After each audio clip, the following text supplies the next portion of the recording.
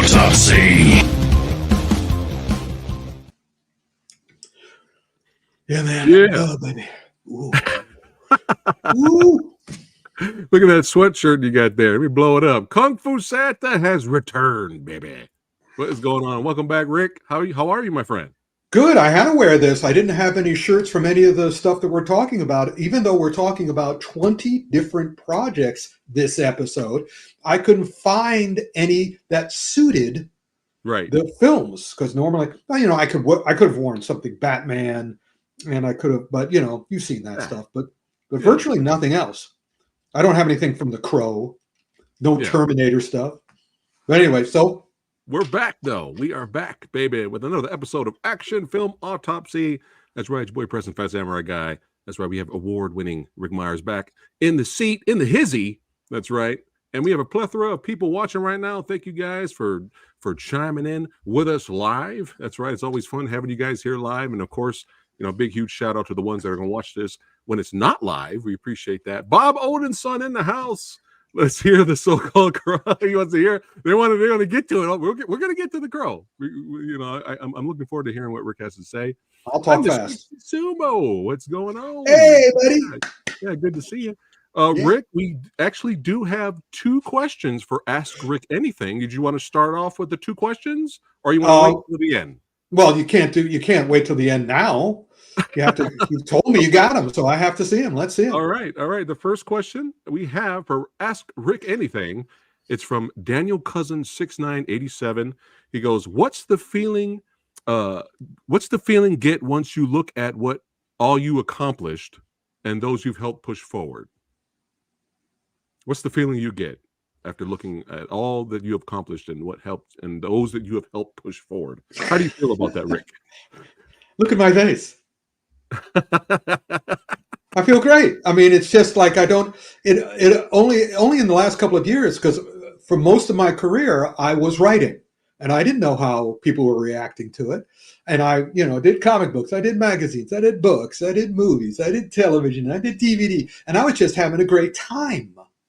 But only later, when I slowed down a little bit, went to all ghostwriting and, on this stuff, people would get in touch with me thanks to social media and sort of go, "Oh yeah, if it wasn't for you, this wouldn't have happened." And I'm going, oh, that's cool. But at the same time, because of my terrible childhood, all I've ever taken care of is myself. So as long as I'm okay, I just sort of go, "Hey, good. Hey, that's great. I'm great. I'm happy for you." And also, that's what my motto is now, that I'm Master Minion or Master of Dumb Fu. I'm happy to help. I'm not here to help. I'm here to help me, but I'm always happy to help others. And that, by the way, everybody, is how I got my jobs, because I would say, first of all, I worked very hard to give the people what they want, but I'd always say, "What can I do for you?" I never say, "Can you do something for me?" I'd always go, "What can I do for you?"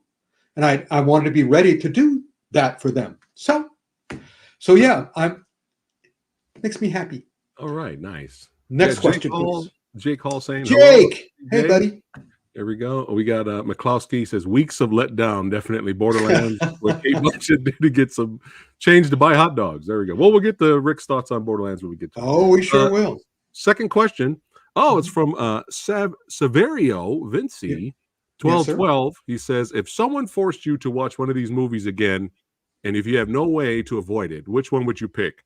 Paws of Fury or The Gray Man?" That's wonderful. Well, actually, that's easy. I would take Gray Man. Yeah. Because Paws of Fury was just kind of like, Gray Man was like, "Oh, this, I'm so sorry." But Paws of Fury was this. It was just like, "Oh, come on, man. You should have done better." I'll be saying that a lot about some of these movies too. You should have done better. You could have done better. I wish you had done better. There you go. There's your answer, Severio. There you go. Thanks again for the questions for Ask Rick Anything. And Brian Sanchez in the house. What's going on? What's going on, Brian Sanchez? This hasn't kicked in yet. Okay, this is not kicked in yet. Nate Dogs, what's going on? Hey, we're happy to have you here, brother. Yeah. All right. Better than a dead stream. Yeah, dead stream. We're getting right into it. Up foist. We have the Instigators. this was one of several movies that I was thinking seriously not to include because it's not an action movie. Okay. It doesn't have a choreographer. It has Right. a stunt arranger. All The matter of fact, it's Mike Fichera, who worked on Fallout and Succession, of all things. So it's, quality stuff. And of course, Doug Liman directed it. And he did Roadhouse, the new Roadhouse, Yeah. which gives you an idea. But this for years, for decades, maybe for all of time, August was always the dead dog zone in movie releasing. Studios would take their soft movies, the ones that they didn't think would do really great, but they didn't think would do really bad, and put them in August. Mm-hmm. And The Instigators is that. So you're going to see a couple of movies last month, but this month, while we're talking about it, which to me, because as you know, I want to be the movie detective. I want to figure out why it turned out the way it did. And I look at this, Casey Affleck with Matt Damon, set in Boston. Casey Affleck is the younger brother of Ben Affleck, who Matt Damon, became a big star with. And they made that Boston movie back at the beginnings and won an Oscar for it. So this one really did look like a favor. It's kind of like Casey wrote it. Okay. And it's all Boston, and it's all the guys talking with the Boston accents and stuff. Yeah. But Matt Damon's in it, and it's kind of like several times during this thing, I go, "What is this actor doing in this movie?" Because it really seems to be beneath them. Right. And The Instigators is not terrible. Okay. But it's not. I watched the whole thing like. That's it. Yeah. I didn't laugh hard. I didn't go, "Oh, that's smart." I didn't go, "Oh, that's exciting." Mm-hmm. It was, but it wasn't awful. Okay. So it was kind of like, if you want to see a time filler, also if you want to try to figure out, if you want to see if you agree with me that Matt did it because as a favor to the Affleck family to give it a little more credibility. It's possible. Fine. The other issue that it had. I have a question. Is there a lot of instigating going on? Yes and no. It's just like the rest of the movie. It's an interesting title. Okay. But it's not like, wow, what an insightful title. Yeah. No, it's just and the whole movie seems to be everyone, and this is true of a bunch of movies we'll be talking about this time too. Everybody seemed to be not acting realistically. They were camping it up a bit. Not as bad as the big one coming up, but still, it's kind of like, why don't you guys play this straight? But again, acting is hard, so I think everybody in the movie, and Doug Liman went along with them and sort of going, do whatever you want, make it easy for yourselves. You don't have to act, just act. Everybody's acting. Yeah. So anyway. All right, let's move on. We got plenty of other things to talk about. Copy that. Oh, we have the legend Omni Blast is here. Hello, Omni. Good to see you. And it's Brophy time, baby. And we got the Finkster. Oh, Brophy Angel. Hey, baby. Yeah. That's my brother from another. I've had lunch with him. Yes, that's right. And Finkster, what's going on?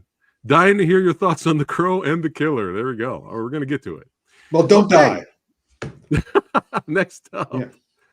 Blasting. We're going on to August on Hi-Ya, and August and Hi-Ya had two major releases. One of them being Blasting, and I love what Hi-Ya does with these titles because, of course, originally they're Chinese titles, and they probably mean Bomb Squad, Noble Intrepid Bomb Squad. Not fucking blasting, baby. Blasting. What is they all sit around in their screening room going, what is this movie about? It's about blasting. And I can't disagree with them. It's about blasting. And if you go on to become a Hi-Ya Instagram guy, they have one little clip from Blasting, the one little tiny fight they have in the entire movie. And they have it on that, and they called the guy with he called him the master, Master Zong Z or whatever. But it's fine. It's just no big deal. Let's move on. Okay. It's blasting. It's not kung fu. It's not martial arts. It's but was it a blast? Was it a no? It was like okay. All right. However, Fighter was a blast. Yeah. Was an absolute, well, what do we call it? A blasting is not a blast, but Fighter is a fight? No, it's a tur, but it's not a tur. It's an interesting, it's a hoot. Fighter is a hoot. There was that other Hayao movie years ago. I couldn't remember the title. I was working so hard in getting all this information on all the movies we're talking about that I couldn't find, but it was another fighting movie with some really good actors that we talked about months and months and months and months ago. And also on the Hayao channel, and it was very similar to Fighter in that it was crazed. This is a ridiculous movie. It's another movie where the story is China and America want to find the best ultimate fighting champion and pit them against each other. Let's go. And it starts in like the biggest stadium in all of America because the Chinese girl goes to America and the American guy goes to China and they face each other and go, we're going to get a better fighter and they're going to fight together. But she goes, it's on the screen, has a big thing on the screen saying the biggest stadium in all of America. It's a dark room. It's a dark room. And I'm watching it going, why didn't you say it was in a underground garage or something? You could have afforded that. Like a Fight Club type of setting. Yeah. But it was very clear because they had American actors who couldn't speak Chinese and Chinese actors who couldn't speak English. The whole movie was miscommunication all the way with terrible, terrible acting, but delightfully terrible. All right. I mean, I watched the whole thing going, this is so stupid. It was fun. It was so stupid. Oh, you have to. I mean, I'm not going to do the bad accent, but the poor Chinese girl had to speak English, which was not her second language. Right. It was her third or fourth language. This sounds like right up my alley. This sounds total hoot. Total hoot. But Rick, yes. How was the fighting in Fighter? Well, pretty much it's in the biggest stadium in America. No, it's in a small closet. So what it is, go back to that poster. Poster. That it is. You notice what's the two things that I always say is wrong with you, because it's a martial art movie. Right, and it's an ultimate fighting movie. So all they do is punch. That's if you want a good badass punching movie. Well, it's not a good badass punching movie. It's a funny, it's hilarious. It's good blasting. Yeah. Okay. But it's all punchy. And everybody takes it. It's like one of those Japanese ultimate fighting videos we talked about last month. Fighting, punchy, and nobody's affected by anything. It sounds like a hoot. It is a hoot. But now, let us go. Let us return. I hope this is a return to form because it's one of my favorite animated shows growing up. We are back with a new vision. Batman, Caped Crusader on Amazon Prime. No, it's not. No, it's not. Okay. We're back. Okay. But it's not a new vision. Okay.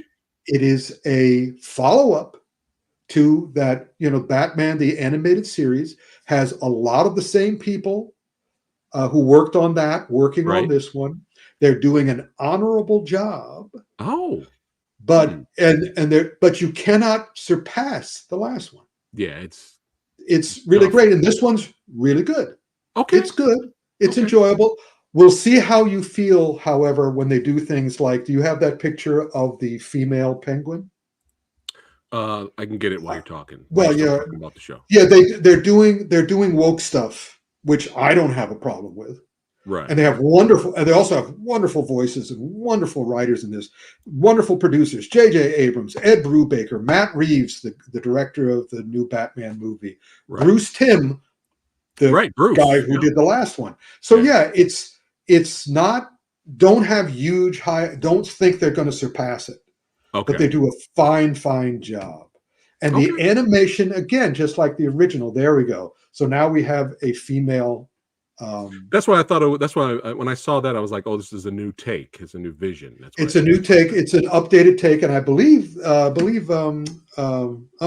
I had her name in my brain. The one who does her voice.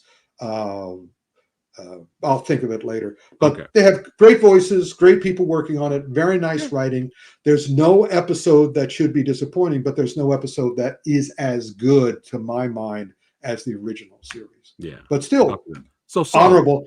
And my friend Jen Hurler, our ex co-host, she didn't work on it, but she works for Warner Brothers, so she was involved with it. She wasn't working directly on the production, but she's involved in all the Warner Brothers animation productions. Right, copy that. We have Gail here says is a good adaptation of the 1940s version of Batman. All right, copy that. With some flaws here and there. That's true. Yeah. All right, Champ saying hello, Rick.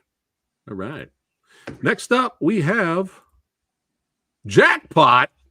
Rick, what's going on here? What's happening here? Now, remember when I was talking about the overacting? Yeah. This should have been good. It's directed by Paul Feig. Yeah. It's written by the wonderful Rob Yes Combe. Uh-huh. So if you ever ask him, would you like a comb? Rob would say yes, because his name is Yes Combe. Yes. Well, he wrote something, and Paul Feig, look, the director, it says right there on the poster, of Bridesmaids, The Heat, and Spy, his 3 good movies. Okay. You look at everything he's done since, and it's like he's going, I don't give a fuck anymore. Mm. I mean, his female Ghostbusters was a real tragedy. Yeah. And I like both these performers. I like John Cena more than Awkwafina, because Awkwafina, Awkwafina is kind of like saying, you want somebody to overact, I'll do it. And John Cena's been trying not to overact recently. This is a hateful, ridiculously exaggerated movie that's not funny in the slightest.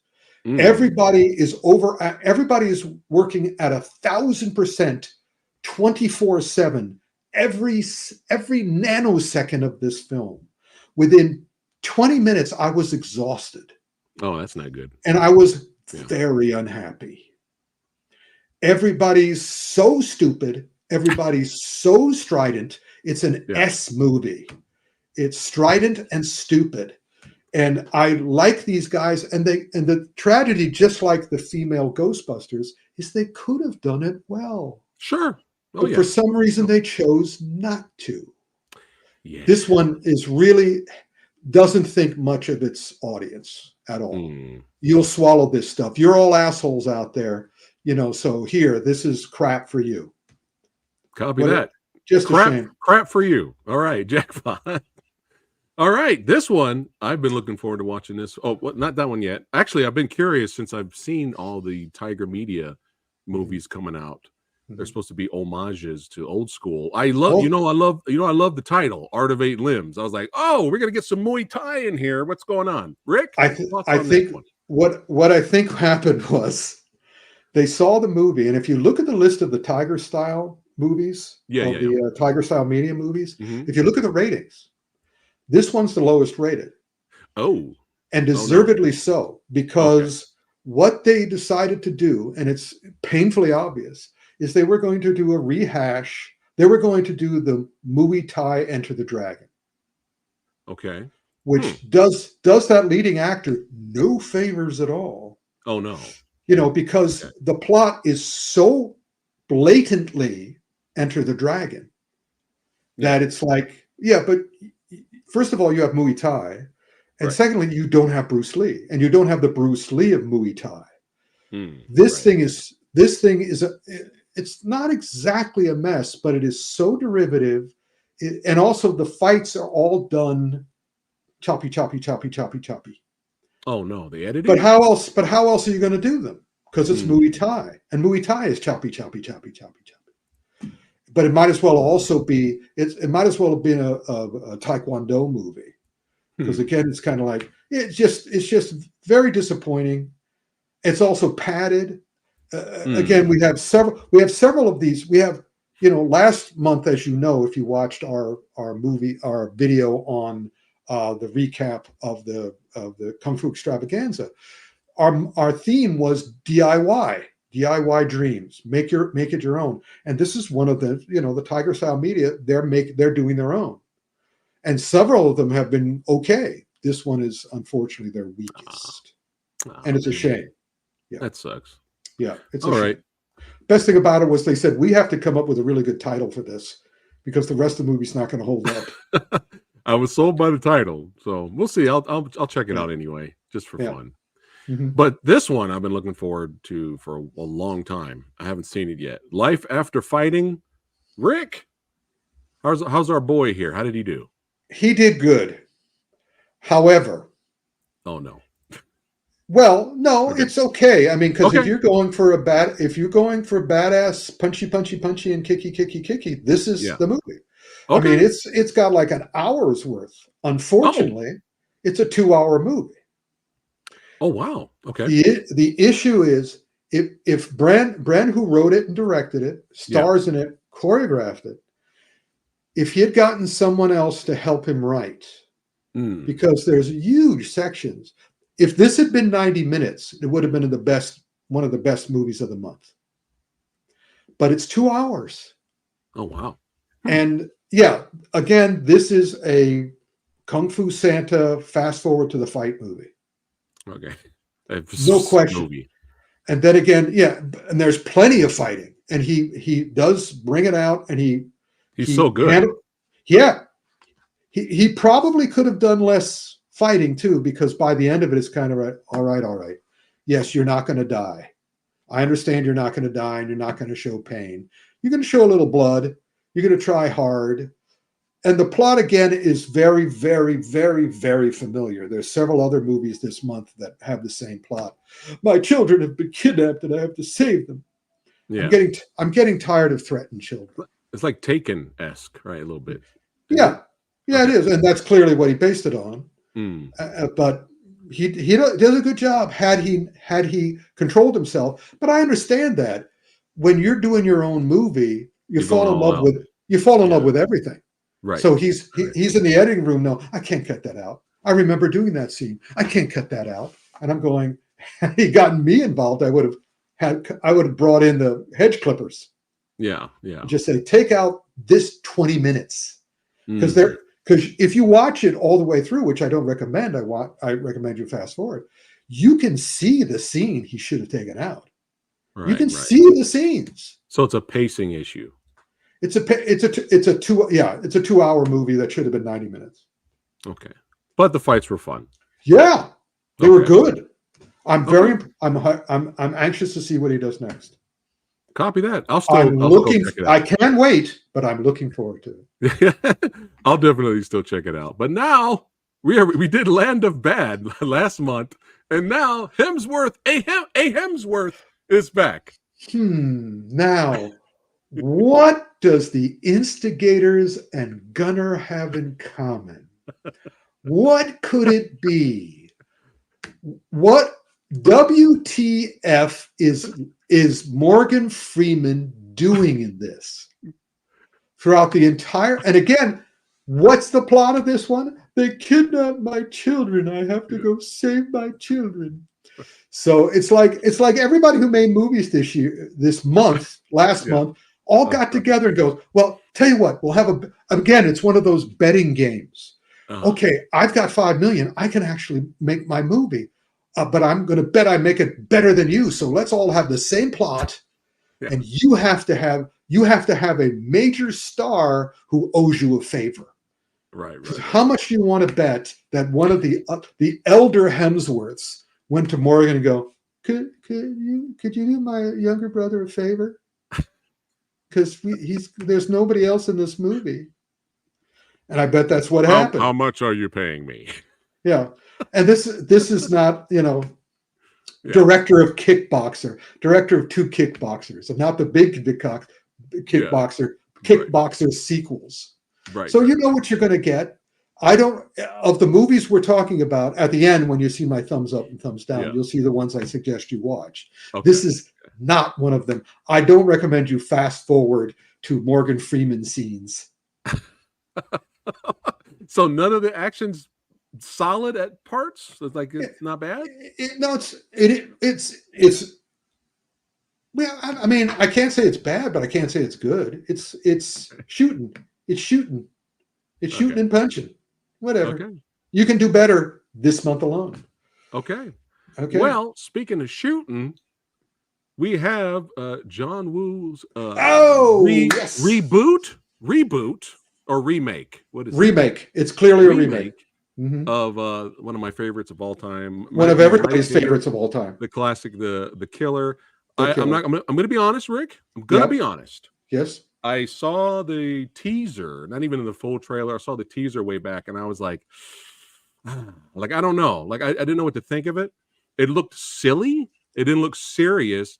But then I was like, well, maybe this time around, John's like, well, I've already made the serious Killer. Let me have fun now. Let me have fun with this one. I don't know. I haven't seen it yet. So I've seen it. Okay. Put the poster back up. All right, here we go. What this reminds me the most of, because I've watched it twice. Okay. Because while I'm watching it, I was dealing, and I recommend to everybody, get the original Killer out of your head. This is not going to come anywhere close to that. Yeah. However, this movie most reminds me of On Her Majesty's Secret Service. Huh. And not because of the plot. Okay. But because of On Her Majesty's Secret Service is a really good James Bond movie without James Bond in it. Okay. This is a pretty darn good John Woo movie without the Killer in it. Okay. Because look at Omar. Look at Omar there. Look at his face. Now look at Nathalie. Mm-hmm. I'm fascinated by this. This happens, and look at the live action Mulan poster again. Whenever the actor or the performer cannot act on the poster, they're not going to be acting in the movie either. On Her Majesty's Secret Service was a James Bond movie without James Bond because they had a stand-in playing James Bond. And here we have a stand-in playing the Killer. Originally, it was supposed to be Lupita Nyong'o was supposed to play this part. Right, I heard that. Yeah. But then it got delayed, and she had to leave. I believe she could have carried this because there are scenes. Yeah, go get that picture that I sent you that I put up on the website up from the Killer. And another great example: you cannot find a picture of this woman actually acting, performing. She is DOA. There's no life in her.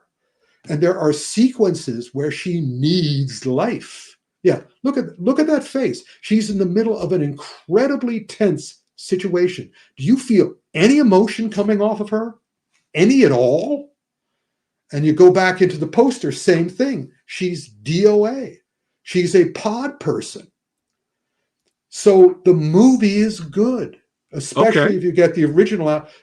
This is the best John Woo movie I've seen ever since he retired.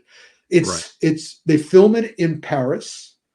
Beautiful photography. I'm watching the opening. The best scene of the movie and the best scene that Natalie is in is the opening where she's in the church and they have a dove joke. And I went, and her reaction, I think John Woo didn't tell her what he was about to do. Yeah. And her reaction was the most natural thing she does in the entire movie. Okay. She suddenly breaks into this huge smile, and I sort of go, oh, that's awesome. This is going to be a great movie. And then she goes dead again.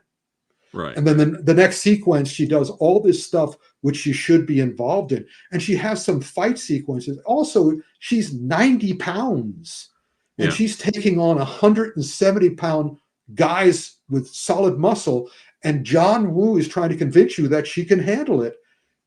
Not in a smart way, but in a macho way. And I'm going, that's weak. But for the most part, the camera work is great. The photography is great. The other actors are great. It's fun to see all the accents and Omar's French accent and shit. Yeah. So worth seeing. It's certainly better than Gunner. It's certainly better than Fighter, Jackpot, and the Instigators.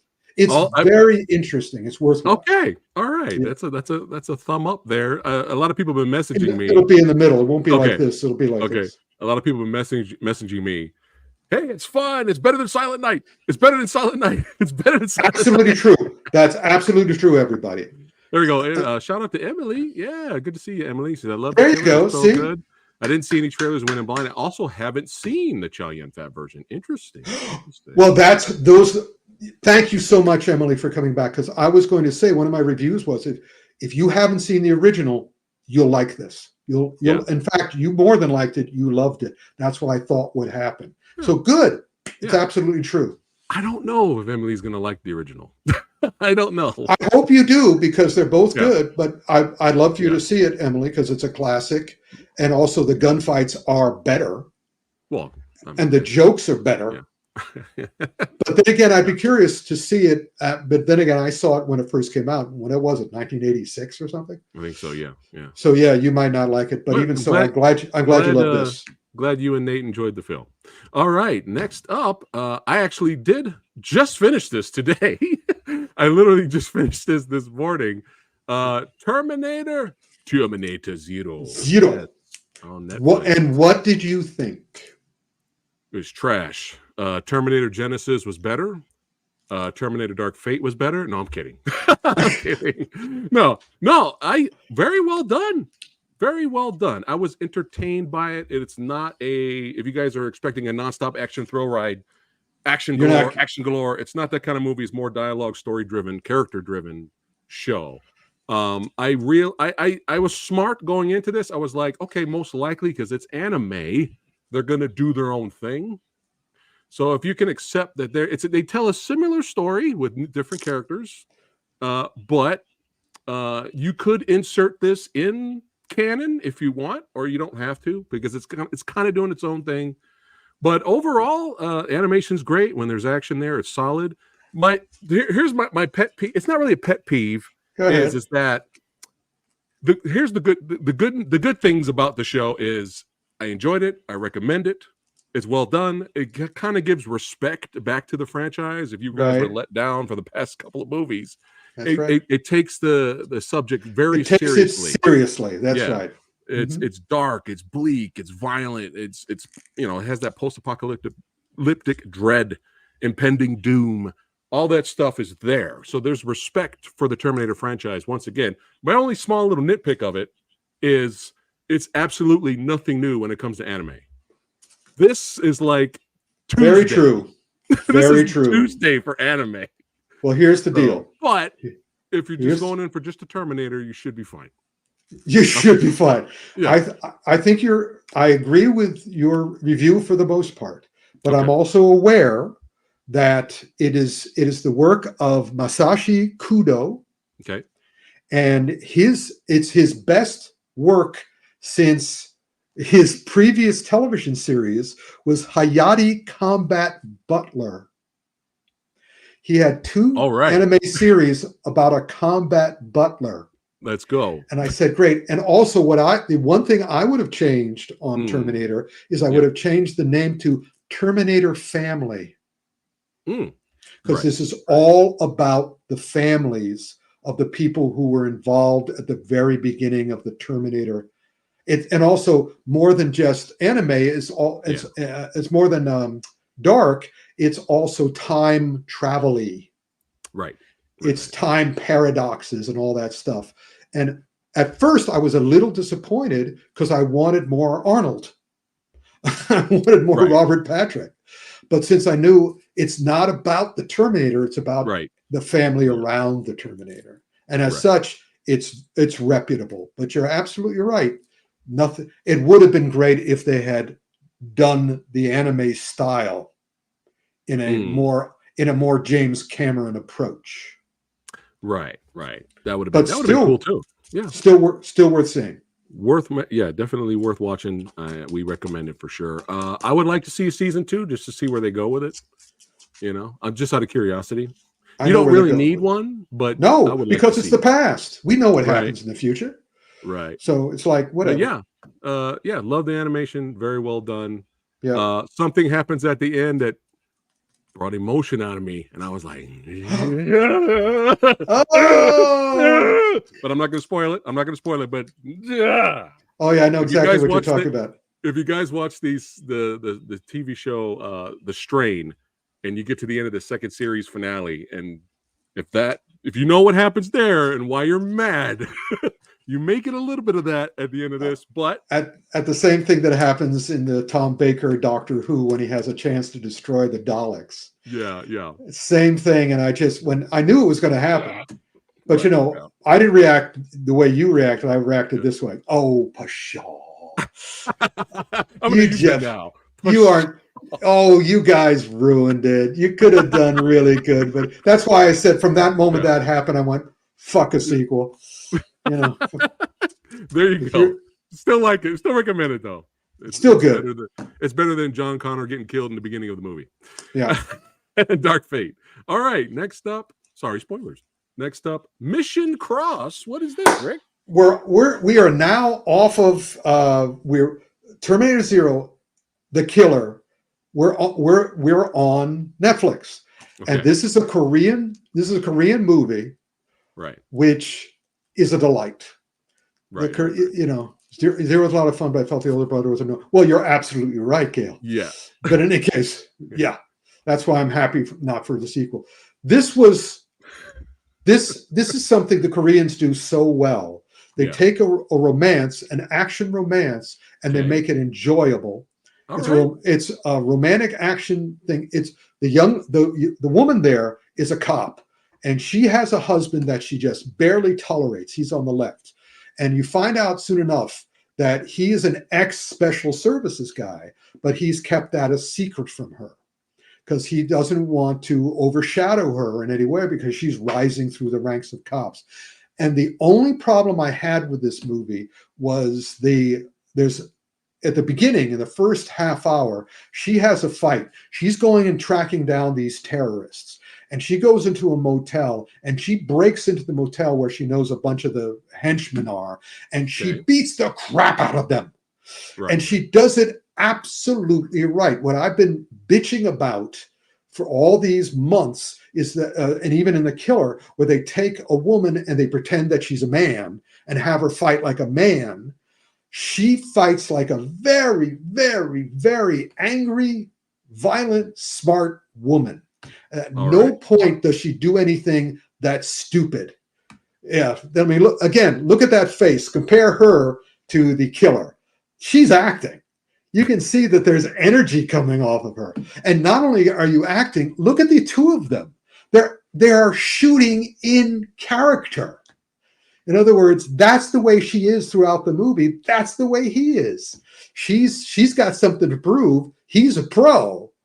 And it's like, but he's also a human pro. So she slowly discovers as the movie goes on that he is an ex, and she falls in love with him all over again. Oh, and they become a team.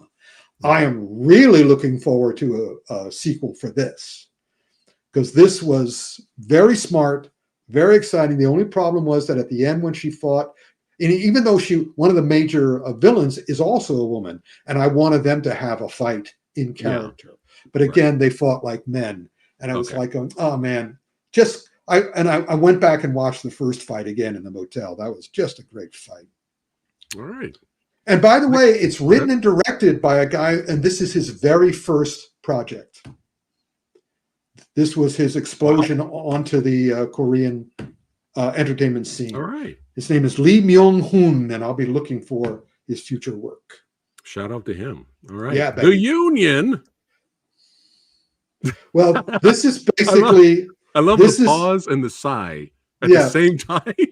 This is the Netflix American version of Mission Cross. Really? It's the same thing. It's about their two ex-lovers who reunite, and she Old Flame, New Mission. Halle Berry is a special operative for a spy company called the Union. It's not called she's the woman from the Union, not the man from Uncle. Right. And he's and Mark Wahlberg. And again, look at them act. Look at them act. They're in character. This is a fun movie. Okay. It's not, but the problem with it is it's not really a problem. You just have to be in the mood for it. There is not a moment in this entire film where those two are not bantering. Even in sequences when they really should be taking it a little bit more seriously. See, because once they start bantering, and this is still okay, because I knew that nobody's going to get hurt because they're bantering. And it's Mark Wahlberg. And he always does this stuff where nobody's surprised by shit. But it's enjoyable. But my problem, this is a good example of the reviewer's lament. In other words, I watched Mission Cross and the Union as a double feature. And had I watched them separately, right, especially if I had watched the Union first, I wouldn't have as much problem with it as I now do. I would have gone, oh, it's fine. They're just fun. It's fun. It's bantering. It's good to see them both. It's entertaining enough. It's the same old plot. It's the same old plot, terrorist plot. Somebody has whatever, an AI device, but and you just watch them quip their heads off. You just watch them have a good time. So it's worthwhile, but it's no Mission Cross. All right, copy that. Now we are going to futuristic, sci-fi, post-apocalyptic, everything with Kalki. Kalki, the biggest problem I had with I had a couple of problems with Kalki. Okay. First, it's almost 3 hours long. It is the start of the Kalki cinematic universe. What? And had I known that before watching it, I would have tolerated the ending a bit more. Because yes, it's very clear it's the Kalki cinematic universe. It takes place in the year, what is it, 2898. Yeah. It takes place in the year 2898. So the whole movie is a science fiction, futuristic, no locations. They're not in any portion. There's nothing recognizable as anything in modern day India. So it's all on sets. It's all special effects. And so the fights are all floating. It's all floating. And my biggest issue with it is they had some great music, but they didn't have great musical numbers. This thing would have been perfect with musical numbers, but they didn't. I mean, it's still RRR is still my favorite, as well as the cop universe, that Voryarashi, whatever that's pronounced, which I talked about a lot.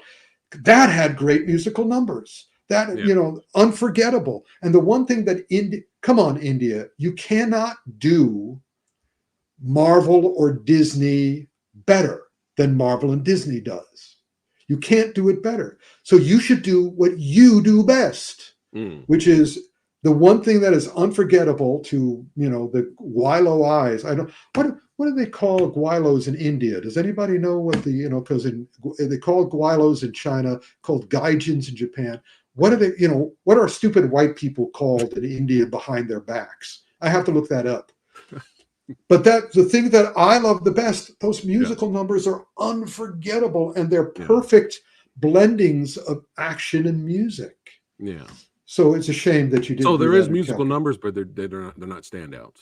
There's no singing and dancing. Oh wow. Okay. There's just music. There's songs in the background and stuff. Oh, gotcha. But he doesn't break into song unless somehow I missed it or unless I got a cut version. But so you said the action was very floaty. It's all floaty. It's all special effects. It's all visual. It's everything. It's everything that. But because Kalki's a god, basically this is the Eternals. Okay. Except but it's also Indian mythology and folklore, which makes it more interesting than the Eternals. Okay.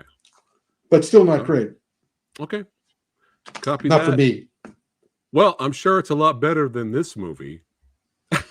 Oh. Shout out to Nate who's watching right now. He messaged me. He's like, "Hey, we just got done watching Borderlands," and he said his only thing he said to me, he was like, one couple of words was, "It's a movie." Are you sure, Nate? Are you sure it's a movie? No, what it is a fuster cluck. And I love the people who came up with the tagline. You know, I'm sure in the advertising room, the marketing room, they all went, well, we should call it Misery Loves Company. And they go, no, we can't call it Misery Loves Company. That'll be too obvious. But hey, Chaos Loves Company. That's pretty wink, wink, audience. Wink, wink, wink, wink. This thing was a total fuster cluck. I mean, almost as bad as Jiggly. And I'm always astonished how things like Jiggly and this are made, because they finish it and then some producer who has his own axe to grind saying, I'm going to ruin this movie. I'm going to go into the editing room and I'm going to ruin this. Okay, you have to come back. We have to do all these reshoots. Why? Because I said so. Oh. And you could see that somebody was out to kill this for their own reasons. Because I'm telling you, I mean, I spent 2 years working in LA for studios and networks. Yeah. And I've seen it happen. And all my friends, because I don't work in the industry, I came back east and went back to my books and my, the stuff I have control over, because I didn't stay out there and become a story editor. All my friends who did stay out there, they always say, oh no, nobody sets out to make a bad movie. And I'm going, I happen to know that a bunch of producers did. The people who they hire to make the movie, they're not trying to make a bad movie. Unless you have a power mad. I mean, Johnny Depp's Lone Ranger, he was setting out to make a terrible movie. But for the most part, what happens is that somebody goes to a cocktail party. This stuff actually happens. Somebody goes to a cocktail party and gets into an argument with another producer, and they have a bet. Yeah. That they're saying, well, I want to make sure, I don't want video game movies to succeed. So let's make sure, because it gives them power. For years, they did it to blacks. For years, they did it to Asians. For years, and they're still doing it to women. But the big studios are. Yeah. But I swear that somebody had a bet that they could destroy this can't miss video game movie, because we don't want this to succeed, because we want what we want to succeed. And so, man, I mean, they couldn't have done a better job of ruining this. Yeah. But I mean, they weren't even trying to disguise. I mean, if you look it up on Wikipedia, you'll see the report of what the fuck happened. So now they're just doing it. They're just sort of like, we're doing it because we're having fun because we can. Right. Because that makes us feel like we have power. And you're not going to cancel us for making bad movies like the way we've ruined all the other the most recent G.I. Joe movies. You can't. Yeah. You're not going to cancel us for that. So we'll just do it because we can. I've heard people say, well, we just went back in time to the era of how majority of every single video game movie was not good. We went backwards. That's how bad Borderlands was, at least. That's what people have been telling me. Emily said that they slept through it. Emily says they slept through it. You should, if you guys, all you guys out there who want to want to make movies, watch Do Not Sleep Through Borderlands.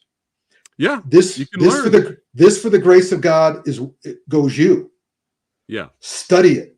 Yeah. See how they fucked it up. It would be wonderful if they released the original. It would be great if they released the original Thor Ragnarok print. If they released all the stuff that they've cut up. So I was just confused a little bit before we move on to the one movie everyone's here to hear what Rick has to say about it. But really quick, I was confused because Eli Roth helped write it, but I've heard it doesn't feel anything like an Eli Roth movie. They even took out the gore. I guess it was supposed to be R-rated. So it's just like, what happened there? And then he did this before Thanksgiving.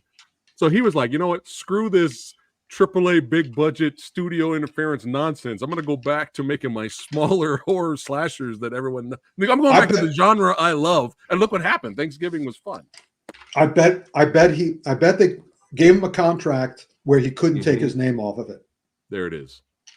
Yeah, there it is. So they're just using him. Yeah. All right. The movie everyone's here for, to hear Rick's thoughts. We have everyone's favorite movie of the year, The Crow 2024. True Love Never Dies, except this movie's box office. Rick, honest thoughts on The Crow, good or bad? I'm waiting to hear if there's any. Not good. Here's the situation. Okay. The Crow is cursed. As a character, I always had a problem with, and I know the James O'Barr very well. We spent many years sitting next to each other at conventions, and I've talked to him a lot. Yeah. And he was on the set of the original Crow when Brandon was killed. Oh, man. And I was called, not by him, but immediately by somebody on the crew to tell me that Brandon had died. Right. So it is the character is cursed, because even before that movie came out, I was talking to James that, I had the same problem with The Crow that I had with Spawn. Because both Spawn and The Crow, they are what they are. Yeah. I mean, they're undead. You can't kill them. They come back and get their vengeance. They get their vengeance. Good night, everybody. And so there's nothing for me to be involved in.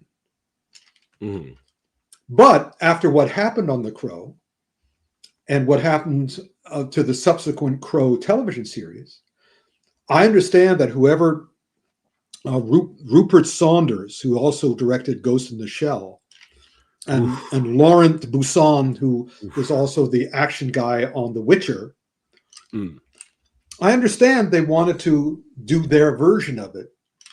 Yeah. But their version did not improve it in any way, shape, or form. And also, because the plot is so closed, they could have made it better. This is another example. But here, I think, again, on the basis of the way this movie looks, and on the basis, I bet the original script was better, because I don't think they would have gotten Bill had the script not been better. And I believe they cut this up again. Okay. For whatever reason they did. But yeah, it's a shame. It's not good. It is bad, but it's not. But I would love to have seen it in its original form. Right. Well, everyone who, you let me know what is your opinion. People that hate the movie was like, how dare they remake this and do it this way? The people who love the movie, I've actually talked to a lot of people who actually enjoyed it. Oh, really? And, props to them, right? But they defend it, saying it's not a remake. They never say his last name. It's a reboot. So which one is it, Rick? It doesn't. I don't care. Okay, there you go. I don't have to choose what it is. And the only thing I choose is it a movie I want to see again or a sequel to? Right. No, it's not. All right. I'm not going to try to define it. Okay. It was a mistake. It should not have been done. It was a mistake. The Mistake 2024. I heard all the actions at the end. Thoughts on the action? He's dead. He's living dead. So it's moot. It's they fight. Okay. He kills. Okay. Good night, everybody. I mean, I haven't seen it yet, but you could spoil this for me. Now, the original Crow with Brandon, the villains found a weakness. If they damage the Crow, they damage him.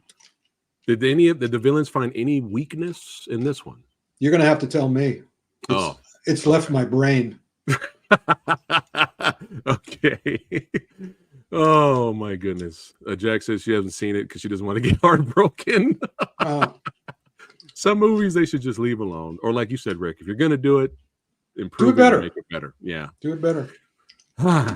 Oh boy, I can't wait to do my review on it at some point. Me and Lady Phat's gonna have fun with I am looking forward to that. Yeah. We'll be honest too. We'll talk about the Of stuff. course you will. If we did like, we'll talk about it. Yeah. All right. And I heard you go, Rick, they found a way to hurt him. Yeah, but do they have an Indian musical number? That's what I want to know. Do they have an Indian musical number in it? In all movies, no matter what genre. Every movie from here on in. Yes, that's right. Trap, speaking of music, I heard some things about M. Night Shyamalan Ding Dong's newest film. Rick, Trap. Yep. What's going on with this one? It's fine. It's fine. It's fine. It really is. I mean, I've been angry at M. Night Shyamalan Ding Dong ever since Airbender, Avatar: The Last Airbender. I mean, him ruining that was something I thought I would never forgive him for. But then I said, okay, at least it got him to do what he should have been doing all along, which is making his own movies from his own scripts and making a lot of money off of them. Right. Because he keeps the budget way down low. Right. And this, as a variation on the assassination, well, this is a serial killer movie. Right. So I'm tired of those too, but he's doing it. It didn't make you want to do this. It didn't make you want to do this. No, it's a family affair. It's a family affair. Is it false advertisement? Because a lot of people were like, "Ooh, he's doing a serial killer movie," and then when they saw the movie, they're like, "What is this?" Well, it is. That? Okay. No. Still is? The plot is Josh Hartnett does a really good job. He performs extremely well. He's a serial killer, but he's a serial killer in the title situation. In other words, all his murders happened before. Well, not before, but most of his murders happened before this movie started. This movie basically starts where they're trying to trap him. Okay. And thankfully, M. Night Shyamalan's daughters are integral in involving that. And also, it's the interesting situation. It's an interesting movie because it's also about the relationship of a serial killer with his daughter. So the concept's interesting. Yeah, and it's also played out very well. I'm unhappy with the ending, and you'll know why when you see it. Okay. Because the thing that bothers me the most about these movies. And they do that in this movie, and it's kind of like, yeah, of course. All right, fine. All right. I know what it is, but I won't ruin it for everyone. They did it well. Okay. All right. He did it well. Hopefully this is a better horror film.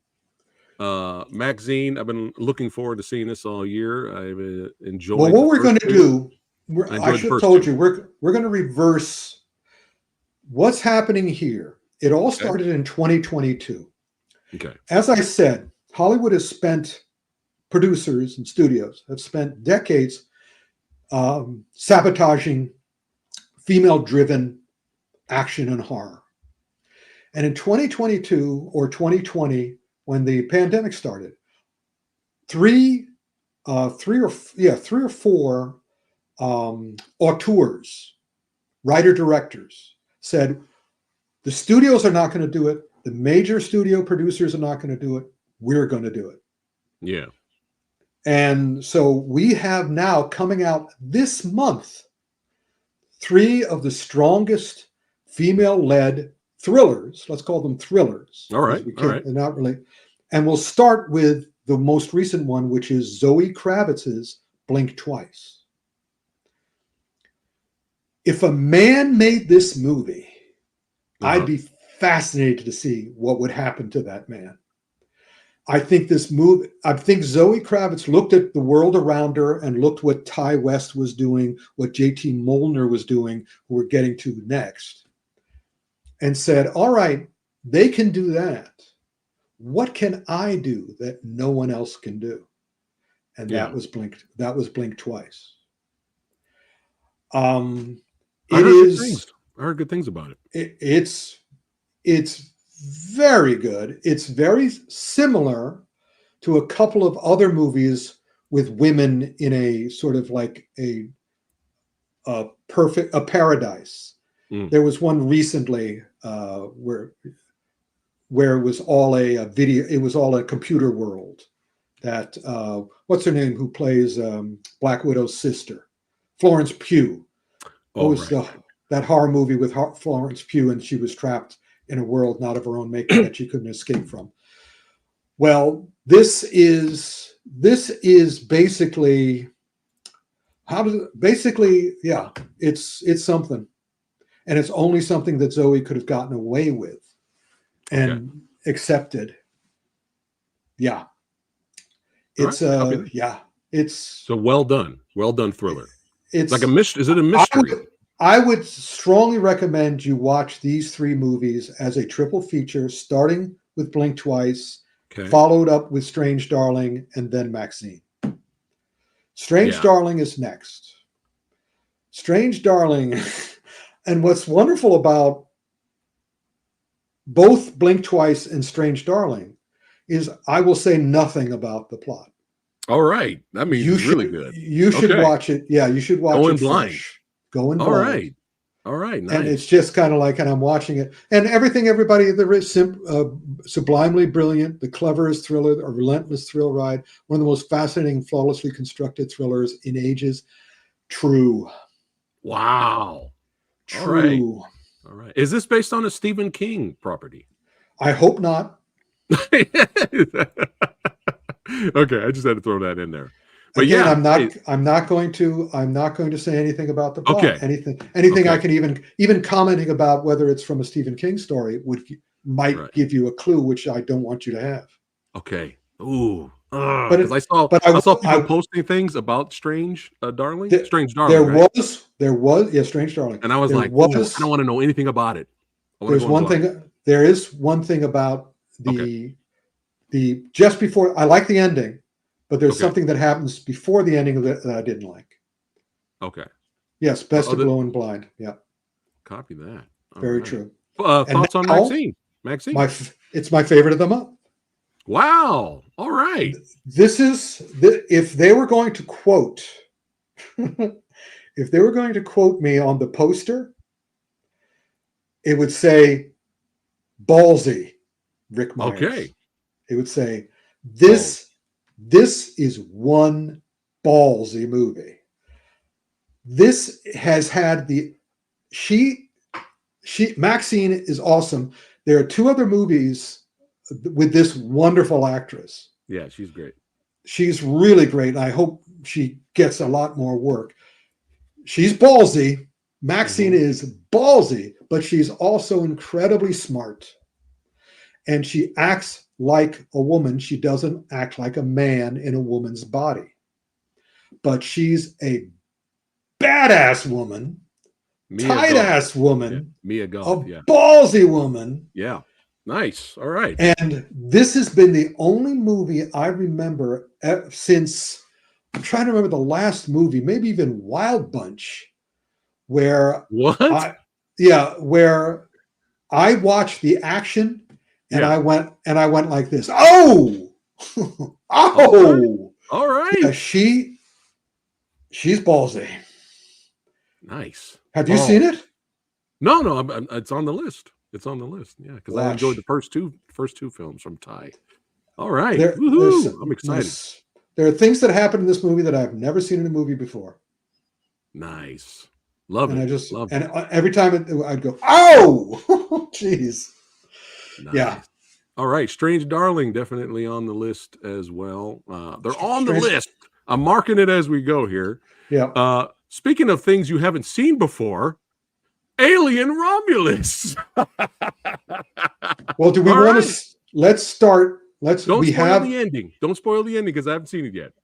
Well, talk about everything else. We'll start with the review from our glorious Beast, who's on a plane at this very moment coming back home from Hong Kong. He sent us a video from Korea, although by the video you wouldn't know it.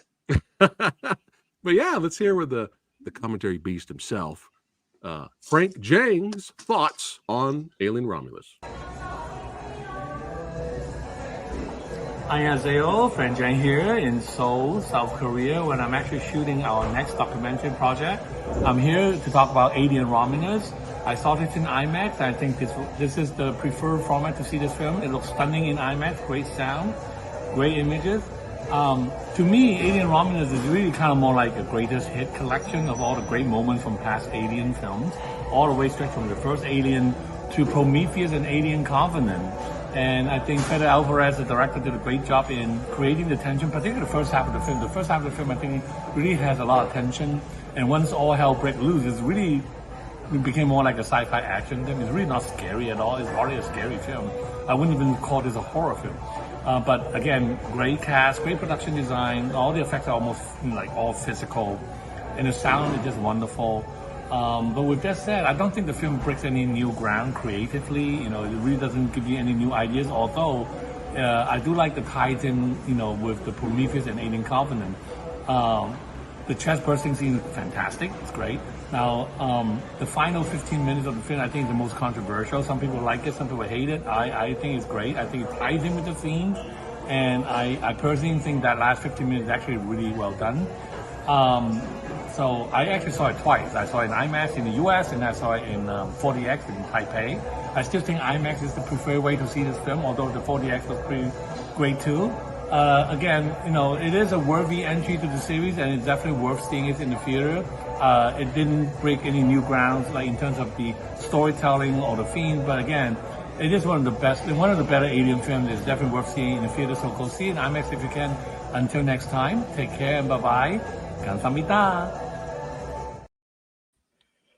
So, hey, Frank. So here we go. For a man who is so adamant about seeing things in the right, you know, medium and IMAX and all this stuff.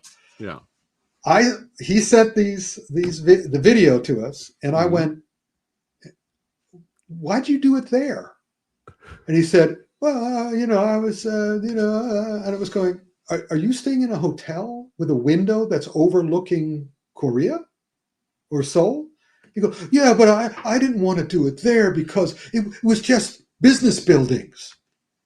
And I'm like going, you're talking about the environment, and you don't set up this video so we can see its Seoul? You have Seoul right outside the window. Could you tell? You might as well have been in a diner in Hoboken. And he was going, and I'm going, well, I hope you treat your own documentary better than you treated this little video to us. Hey, the slow dramatic pan up was good though. Oh, that was glorious, Emirates. You know, look at my wonderful diner that I'm in. But be that as it may, Frank. Yeah. Well, Frank's awesome, but but he counteracted. He said it doesn't do anything new, and then he said the last 15 minutes, and I'm going, yeah, the last 15 minutes does something new.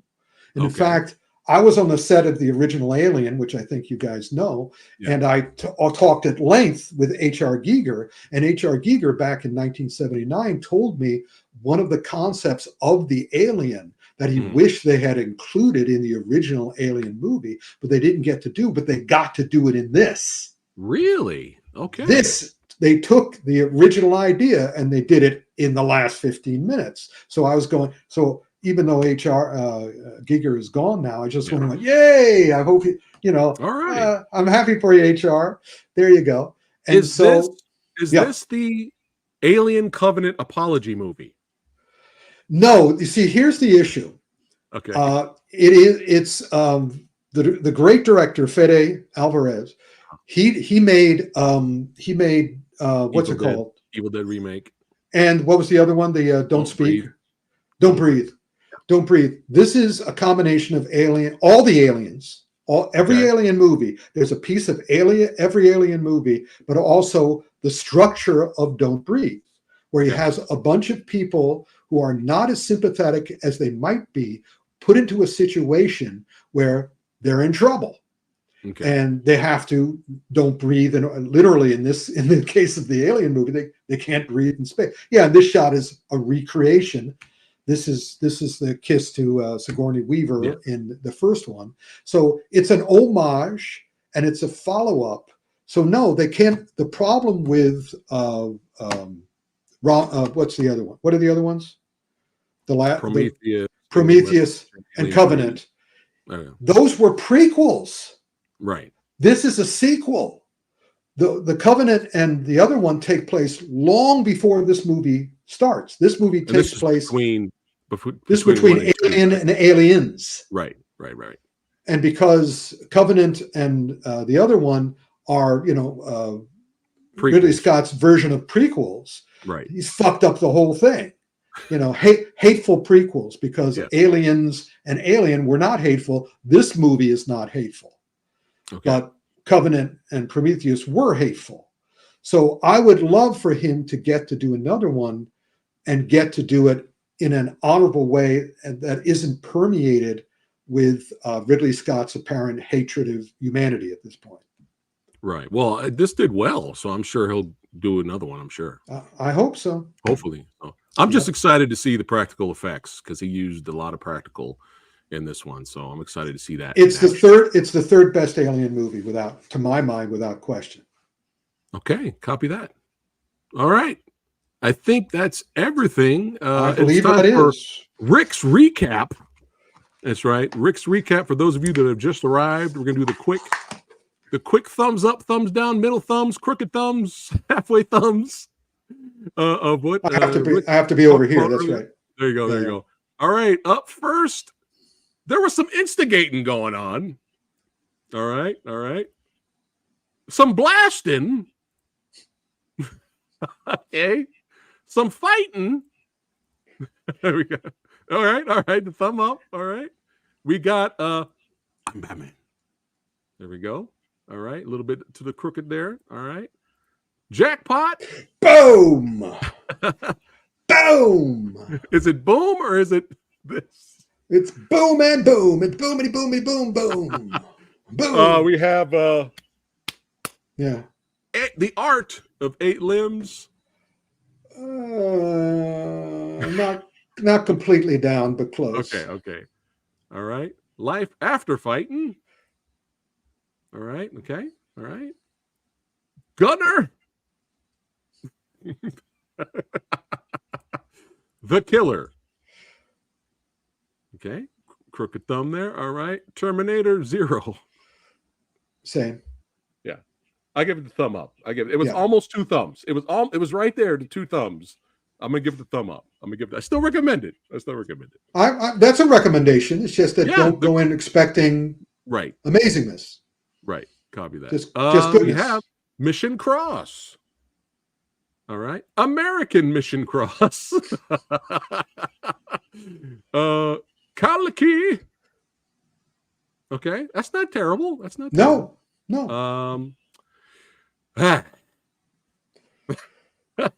Get us. And it's a trap. All right. Maxxxine. Yeah. Nice. 2 thumbs up. I'd bring some balls up if I could. Some balls. Hold on. It's 1 ball up. 1 ball up. Blink twice. Okay. All right. Strange Darling. All right. And last but not least, Alien. We're sorry for the previous movies, Romulus. Okay. All right. That's it for today's episode. If you guys know, hold on. I got to get the video up now. If you guys want some cool swag, some celebrity autographs, a lot of cool stuff, you guys know what you need to do. You want a piece of me? You want a piece of me? You want a piece of me? Oh, you want a piece of me? You want a piece of me? You want a piece of me? You got it! Get a piece of Rick. He just sold the Richard Donner signed letter to me. Yeah, they just sold that, so you can't get that anymore. Oh, all right. Well, hey, if you guys want to check it out, the store, the links in the description box below. Check out the store. Tons of autographs, Jackie Chan, all kinds of cool stuff down there.